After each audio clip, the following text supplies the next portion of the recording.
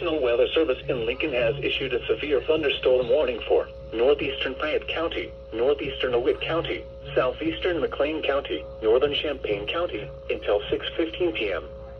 At 5:38 p.m., severe thunderstorms were located along a line extending from near Gibson City to near Downs, moving east at 40 miles per hour. Expected hazards include 60 miles per hour wind gusts and quarter-size hail. This is a radar-indicated threat.